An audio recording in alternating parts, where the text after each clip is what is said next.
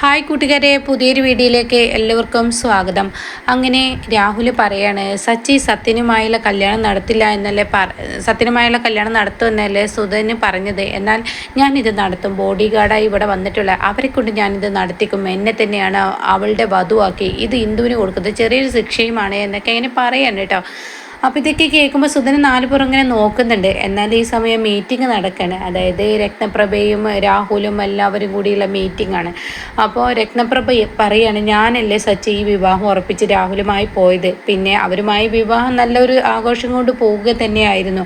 പക്ഷേ ഇതിനിടയ്ക്ക് ഈ സുശീല തന്നെയാണ് പ്രശ്നമുണ്ടാക്കിയത്. അത് കേൾക്കുന്ന രാഹുൽ പറയാണ്, സുശീലയാണ് ആദ്യം വിള്ളലുണ്ടാക്കിയത്. സുശീല എൻ്റെ അടുത്ത് വന്നിട്ട് ഈ സത്യനും ഹിന്ദുവുമായി ബന്ധമുണ്ടെന്നൊക്കെ, ഞാൻ കെട്ടാൻ പോകുന്ന പെണ്ണിനെ കുറിച്ച് ആരെങ്കിലും പറഞ്ഞാൽ ആ അപവാദം എനിക്ക് കേട്ട് നിൽക്കാൻ കഴിയുമോ? ഞാൻ എൻ്റെ കണ്ണുകൊണ്ട് കണ്ടതുമാണ് ഒരു വീട്ടിൽ ഇവർ രണ്ടുപേരും തനിച്ച് നിൽക്കുന്നത്. അപ്പം പിന്നെ ഞാൻ എന്താ പറയേണ്ടത്? അതിൻ്റെ സത്യാവസ്ഥ ഞാൻ പറഞ്ഞു തന്നതല്ലേ എന്ന് ഗോകുൽ പറയാണ്. അപ്പം ഇത് കേൾക്കുന്ന മാഷ് പറയണേ, എനിക്കൊരു കാര്യം പറയാനുണ്ട്. കാരണം സത്യൻ എന്ത് നല്ല പയ്യനാണെന്ന് എനിക്കറിയാം, പക്ഷേ ഇവിടെ സുശീല മോശക്കാരി തന്നെ, അത് സത്യം തന്നെയാണ്. അപ്പം ഇത് കേൾക്കുന്ന രത്നപ്രഭ പറയാണ്, ഇവിടെ മാഷിനെ കൂട്ടിയിരിക്കുന്നത് സുശീലയെക്കുറിച്ച് അറിയാവുന്നത് കൊണ്ടാണ്. അപ്പം അവർക്ക് ശരിക്കും ഒരു ശിക്ഷ കൊടുക്കില്ലേ വേണ്ടത് എന്നാണ് നിങ്ങൾ പറഞ്ഞു വരുന്നത്. അപ്പോൾ രാഹുൽ പറയാണ്, എൻ്റെ നിരപരാധിത്വം, എൻ്റെ മനസ്സിൻ്റെ സങ്കടം അത് ആരെങ്കിലും അറിയാൻ ശ്രമിച്ചോ? അത് കേൾക്കുന്ന രക്തപ്രഭ പറയണേ, ശരിയാണ്, രാഹുൽ വിവാഹത്തിൽ നിന്ന് പിന്മാറിയത് എന്ത് എന്ന് അറിയാൻ നിങ്ങൾ ആരെങ്കിലും ശ്രമിച്ചോ? ഇല്ലല്ലോ. നിങ്ങളെല്ലാവരും രാഹുലിനെ കുറ്റപ്പെടുത്തുകയാണ് ചെയ്തത്. അങ്ങനെയല്ലായിരുന്നു ചെയ്യേണ്ടത് സച്ചി. കാരണം ഈ ഇന്ദു എന്ന് പറയുന്ന പെൺകുട്ടിയെ രാഹുൽ എത്രമാത്രം ഇഷ്ടപ്പെട്ടിരുന്നു എന്നും അവളെ വിവാഹം കഴിക്കണമെന്നും ആഗ്രഹിച്ചതാണ്. ഇതൊക്കെ ഇന്ദു കേട്ട് നിൽക്കുകയാണ് കേട്ടോ. ഇന്ദുവിൻ്റെ മനസ്സ് പതറിക്കൊണ്ടിരിക്കുകയാണ്. അപ്പോൾ ഇന്ദു ഇങ്ങനെ ഇത് കേട്ട് നിൽക്കുകയാണ്. അപ്പോൾ ഈ സമയം എത്രമാത്രം ഇഷ്ടപ്പെട്ടിരുന്നെന്നും പിന്നെ അവളെക്കുറിച്ച് അപവാദം പറഞ്ഞപ്പോൾ പിന്നെ രാഹുലിൻ്റെ മനസ്സിലുണ്ടായ ആ സംശയം അത് ഗോകുലിനോട് തുറന്നു പറഞ്ഞപ്പോൾ ഗോകുൽ എന്നെ അടിക്കുകയാണ് അപ്പോൾ അവിടെ ചെയ്തത്. അപ്പോൾ ഇത് കേൾക്കുന്ന രത്നപ്രഭ പറയണം, അതൊക്കെ സ്വാഭാവികം. പക്ഷേ അവിടെ ഇതൊക്കെ നടക്കുമ്പോൾ നിങ്ങളുടെ മകളെ എനിക്ക് വേണ്ടെന്ന് പറഞ്ഞ് തള്ളി മാറ്റിയപ്പോൾ രാഹുൽ നിങ്ങളോട് ഒരു കാര്യം ചൂണ്ടിക്കാണിച്ചു തന്നു. എന്നെ ഈ വിവാഹത്തിൽ നിന്ന് പിന്തിരിപ്പിച്ചത് ഈ സുശീലയാണ്. ആ സുശീലയുടെ മകനെ കൊണ്ട് കല്യാണം കഴിപ്പിക്കരുതെന്ന സൂചന തന്നിട്ടും സച്ചി നീ ചെയ്തത് തെറ്റല്ലേ എന്നിങ്ങനെ രത്നപ്രഭ പറയുമ്പോൾ ഉടൻ തന്നെ അവിടെ സച്ചി പറയുന്നത്, തെറ്റ് എനിക്ക് പറ്റി, ഇനിയിപ്പോൾ പറഞ്ഞിട്ട് കാര്യമില്ലല്ലോ, സമയമായി, മുഹൂർത്തമായി അടുത്തു, ഇനി എന്തിനാ അത് പറയുന്നത് എന്നിങ്ങനെ പറയണപ്പോൾ കേട്ടോ. അത് കേട്ട രത്നപ്രഭ പറയാണ്, ആ ശരി തന്നെ, മുഹൂർത്തമൊക്കെ അടുത്തു, ഈ സമയം വൈകിട്ടില്ല, താലി കഴുത്തിൽ വീണാലേ പേടിക്കേണ്ടതുള്ളൂ, ഈ സുശീലക്ക് ഒരു അടി കൊടുക്കേണ്ട, അതിന് ഏറ്റവും നല്ല മാർഗം എന്ന് പറയുമ്പോൾ മാഷ് പറയണേ, എനിക്ക് മനസ്സിലായില്ല നിങ്ങൾ എന്താ പറഞ്ഞു വരുന്നത്? ഏറ്റവും നല്ല മാർഗം ഈ വിവാഹം വേണ്ടെന്ന് വെക്കുന്നതല്ലേ, എന്താ മാഷെ ഞാൻ പറയുന്നതിൽ വലിയ തെറ്റുണ്ടോ എന്ന് ചോദിക്കുമ്പോൾ, അയ്യോ എനിക്കിത് ഉൾക്കൊള്ളാൻ കഴിയില്ല, കാരണം സുശീല വെറും തറയാണെന്ന് എല്ലാവർക്കും അറിയാം. പക്ഷേ സത്യൻ അവനൊരു നീറ്റ് പയ്യനാണ്, അവനെ വേദനിപ്പിക്കുന്ന ഒരു കാര്യം ചെയ്യാൻ ഞാൻ കൂട്ടുനിൽക്കില്ല, എനിക്കിതിൽ പങ്കാളിയാവാൻ കഴിയില്ല, ഞാൻ എണീക്കുന്നു എന്ന് പറയുമ്പോൾ സത്യനെ കുറിച്ച് പറഞ്ഞതുകൊണ്ട് തന്നെ സച്ചി പറയാണ്, ഞങ്ങൾ ഒരിക്കലും സത്യനെ വേദനിപ്പിച്ച ഒരു വിവാഹം വേണ്ടെന്ന് വെക്കില്ല എന്നവിടെ പറയുന്നു കേട്ടോ. ഇതേ സമയം എല്ലാവർക്കും ഇടയിൽ ആ ഒരു വിള്ളൽ വന്നിരിക്കുകയാണ്. അങ്ങനെ രാഹുൽ അവിടെ നിന്ന് പോകുമ്പോൾ ഇന്ദുവിനെ ഇങ്ങനെ തുറിച്ച് നോക്കുകയാണ്. ഇതേ സമയം രക്തപ്രഭ സമാധാനപ്പെടും മോളെ എന്നൊക്കെ പറഞ്ഞ് രക്തപ്രഭയും പോകുന്നു കേട്ടോ. പിന്നീട് കാണിക്കുന്നത് ഇങ്ങനെ ചീരുവിനെയാണ്. ചീരും എല്ലാവരും കൂടി ഇങ്ങനെ ഇരുന്ന് ഭക്ഷണം കഴിക്കുകയാണ്.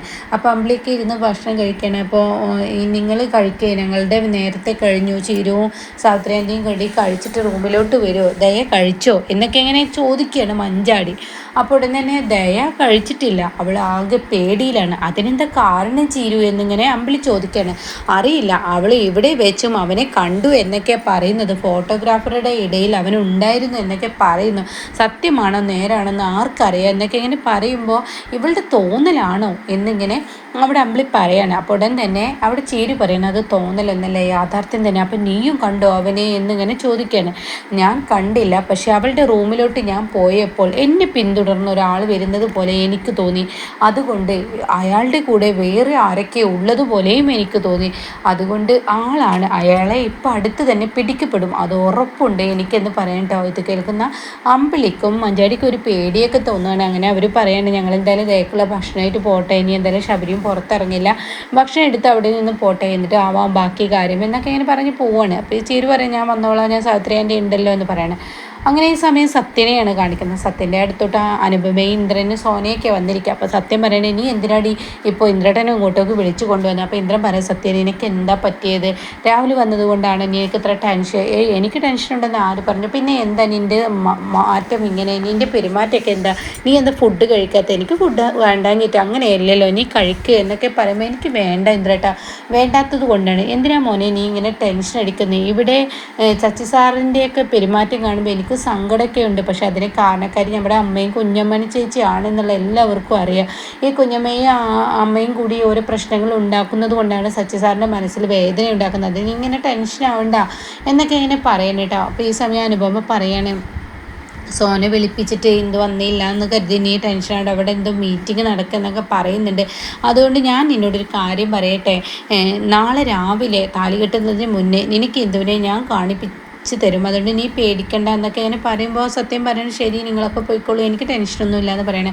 ഇതേ സമയം ശ്യാം എവിടെ എന്നിങ്ങനെ സോനയോട് ചോദിക്കുന്നുണ്ട്. അപ്പോൾ ശ്യാം ഇങ്ങനെ അച്ഛന് ഭക്ഷണം കൊടുത്തുകൊണ്ടിരിക്കുകയാണ് എന്നിങ്ങനെ പറയുമ്പോൾ, ഞാനത് പറയാൻ തന്നെയാണ്, അല്ല ശ്യാമേട്ടനെ ഇങ്ങോട്ട് വിളിപ്പിക്കണോ? അതൊന്നും വേണ്ട, ഞാനതുകൊണ്ട് ചോദിച്ചതാണെന്ന് പറയാം കേട്ടോ. പിന്നീട് കഥക് കുറ്റിയിടുകയാണ്. അങ്ങനെ സത്യന് എന്ത് ചെയ്യുക, പെട്ടെന്ന് ഇങ്ങനെ ഫോൺ ചെയ്യണം കേട്ടോ ചീരുവിന്. ചീരു നിന്നെ ഒന്ന് എനിക്ക് കാണണം എന്ന് പറഞ്ഞിട്ടുള്ള ആ ഫോൺ കോൾ കേട്ടോ. അപ്പോൾ ചീരു ആദ്യം ഫോൺ എടുക്കുമ്പോൾ പേടിച്ചിട്ടാണ് ഫോൺ എടുക്കുന്നത്. അപ്പോൾ സാവിത്രി ചോദിക്കുന്നുണ്ട്, ആരാ അമ്പിളിയാണോ എന്ന് ചോദിക്കുന്നുണ്ട്. അപ്പോൾ എല്ലാം എന്ന് പറയുന്നുണ്ട്.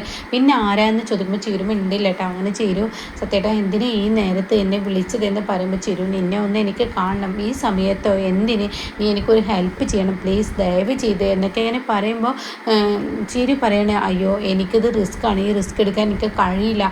എനിക്കറിയാം വിനയനും ഇവിടെയുണ്ട്, എൻ്റെ അമ്മയുണ്ട്, കണ്ടു കഴിഞ്ഞാൽ പ്രശ്നം തന്നെ, പക്ഷേ നീ എനിക്കുള്ളൂ, നിന്നോട് എനിക്ക് പറയാൻ കഴിയുള്ളൂ, അതുകൊണ്ട് നീ റിസ്ക് ഏറ്റെടുക്കണം എന്നൊക്കെ അങ്ങനെ പറയുമ്പോൾ, ശരി ഞാൻ അത് ഏറ്റെടുക്കാം, സത്യേട്ടൻ്റെ റൂമിൻ്റെ ഫ്രണ്ടിൽ വന്നാൽ ഞാൻ വരാമെന്ന് പറയട്ടെ. പിന്നീട് ചീരു സാവിത്രിയുടെ അടുത്തോട്ട് ചെല്ലാണ്.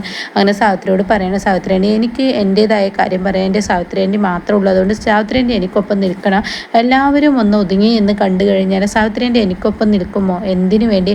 ഒരാൾക്കൊരു സഹായം ചെയ്യാനും മോളെ ഞാൻ നിൽക്കുമെന്നൊക്കെ അങ്ങനെ പറയാണ് കേട്ടോ. പിന്നീട് കാണിക്കുന്നത് രഘുവിനെയും വിനയനെയും ദാസിനെയൊക്കെയാണ് കേട്ടോ. അവർക്ക് മാഷിൻ്റെ ഫോൺ കോൾ വരികയാണ്. അപ്പോൾ ഈ സമയം പെട്ടെന്ന് ഫോൺ എടുക്കുകയാണ്. അപ്പോൾ മാഷി ചോദിക്കാൻ, നിങ്ങളെവിടെ മക്കളെ? ഞങ്ങളിതാ ഇവിടെ ഉണ്ട്, ഇപ്പോൾ വന്നിട്ടേ ഉള്ളൂ, ഞങ്ങൾക്ക് പെട്ടെന്നൊരു പുറത്ത് പോകേണ്ടി വന്നു എന്നൊക്കെ പറയുമ്പോൾ, നിങ്ങൾ പെട്ടെന്ന് സി ബ്ലോക്കിലോട്ട് വാ എന്ന് പറയണം. അങ്ങനെ മാഷ് ഫോൺ കട്ട് ചെയ്യാണ്. അങ്ങനെ വിനയനെയും കൂട്ടി ചെല്ലാണ്. അപ്പോൾ അമ്മാവ് എന്താ ഈ റൂമിൽ എന്നിങ്ങനെ രഘു ചോദിക്കുമ്പോൾ, ഇത് സച്ചി എനിക്കൊരു റൂം കൂടി തന്നതാണ്, നിങ്ങളും കൂടി ഉള്ളത് ഒരു റൂം തന്നു. അതിൻ്റെ ഒന്നും ആവശ്യമില്ലാതെ ചാവി തിരികെ കൊടുത്തേക്ക്, കാരണം ഞങ്ങൾ ദാസങ്ങളുടെ വീട്ടിലോട്ട് പോയിക്കോളാം രഘു പറയാണ്. അപ്പോൾ അത് കേട്ട ഉടൻ തന്നെ, അതൊന്നും വേണ്ട, നിങ്ങളെല്ലാവരും ഇവിടെ നിൽക്കുക, ഞാൻ നിങ്ങളെ വിളിപ്പിച്ചത് വേറൊരു കാര്യത്തിനാണെന്ന് പറയാൻ തുടങ്ങുമ്പോൾ വിനയൻ്റെ കയ്യിൽ മുറിവ് കാണുന്നുണ്ട്. ഇതെന്താ വിനയൻ നിനക്ക് പറ്റിയത് എന്നൊക്കെ ചോദിക്കുമ്പോൾ വിനയൻ പറയണേ, കുഴപ്പമൊന്നുമില്ല, അത് ചെറിയൊരു മുറിവ് പറ്റിയതാണ്, വല്ല അബദ്ധത്തിൽ ചെന്ന് ചാടിയോ? ഇല്ല എന്ന് തിരിച്ച് മാഷിനോട് പറയുന്നു കേട്ടോ. അങ്ങനെ എന്താ അമ്മാവ എന്നൊക്കെ ഇങ്ങനെ രഘു ചോദിക്കുമ്പോൾ, അതെ ഞാൻ സത്യൻ്റെ കാര്യം പറയാനാണ് നിങ്ങളെ വിളിപ്പിച്ചത്. അതെ, ആ രത്നപ്രഭയൊക്കെ അവിടെ വലിയൊരു മീറ്റിംഗ് തന്നെ നടത്തുന്നുണ്ട്.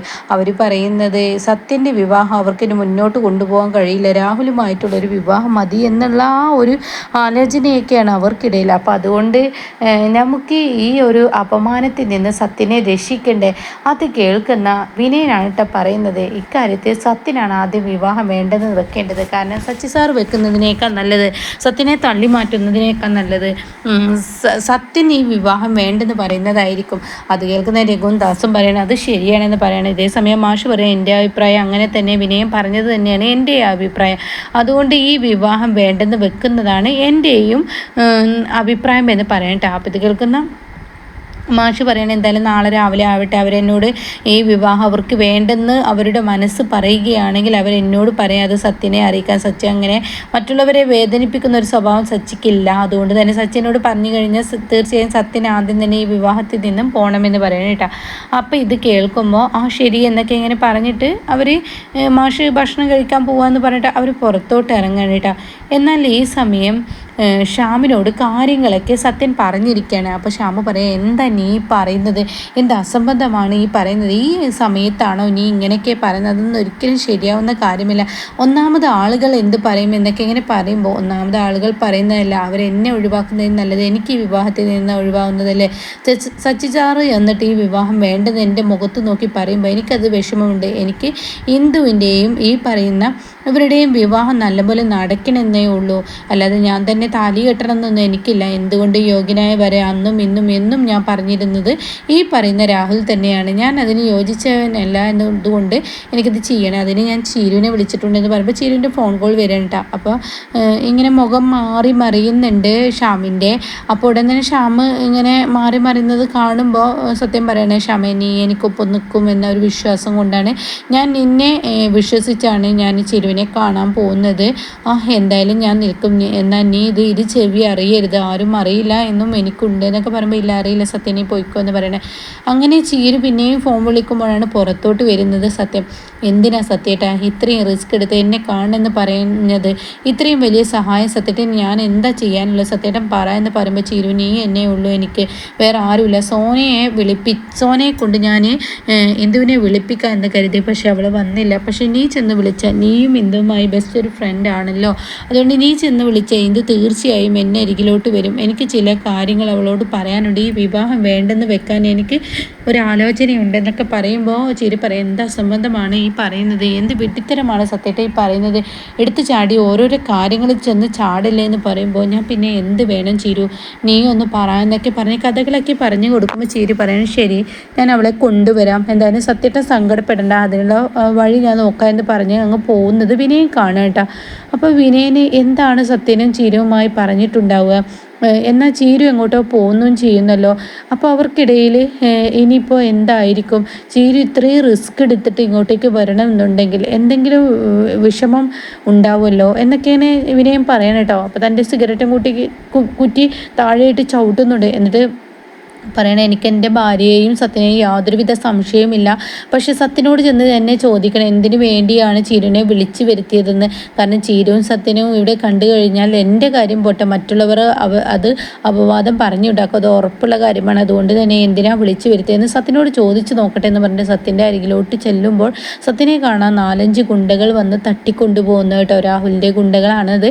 എന്നാൽ ഈ സമയം ഇപ്പുറത്താണെങ്കിൽ രഘുവും ഇങ്ങനെ ദാസും കയറി വരുന്ന സമയമായിരിക്കും. അപ്പോഴേക്കും വിനയ അതാ സത്യൻ എന്ന് പറയുമ്പോൾ എന്താ നീ പറയുന്നത്, സത്യനെ ആരൊക്കെ ചെന്ന് വന്ന് തട്ടിക്കൊണ്ട് പോയി എന്ന് പറയട്ടോ, എന്നാൽ വണ്ടി എടുക്കുക എന്ന് പറഞ്ഞ് രഘു പിന്നാലെ പോകുന്നുണ്ട് കേട്ടോ. ഇതേ സമയം അങ്ങനെ ഇപ്പുറത്ത് ചീരു കാര്യങ്ങളൊക്കെ ഇന്ദുവിനോട് പറഞ്ഞിരിക്കുകയാണ്. പക്ഷേ ഇന്ദുവിന് ഒരു അഭിപ്രായം പറയാൻ കഴിയുന്നില്ല, ഇന്ദു ആകെ ആശയക്കുഴപ്പത്തിലായി നിൽക്കുകയാണ്. അപ്പോൾ ഈ സമയം ചീരു ഇന്ദുവിനോട് പറയാണ്, സത്യൻ്റെ മനസ്സിലുള്ള ഒരു ഇതാണ് പറയുന്നത്, നിനക്ക് എന്തുകൊണ്ട് യോഗ്യനായി വരാൻ ഈ പറയുന്ന രാഹുൽ തന്നെയാണ് എന്ന് സത്യേട്ടൻ പറയുന്നു എന്ന് പറയുമ്പോൾ ഇന്ദു ഒന്നും ഞെട്ടുന്നുണ്ട് കേട്ടോ. അപ്പോൾ ഈ ഒരു സീനിലാണ് എപ്പിസോഡ് നിർത്തിയിരിക്കുന്നത്.